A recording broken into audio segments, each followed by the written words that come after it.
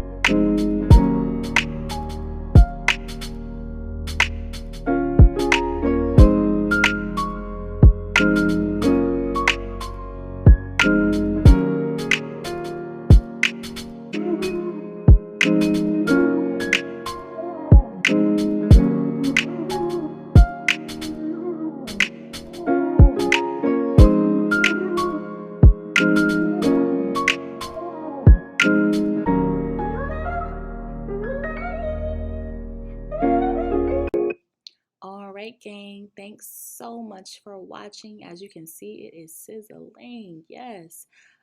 This salmon really turned out really, really good. This is just Parmesan that I'm sprinkling on the asparagus. Yes.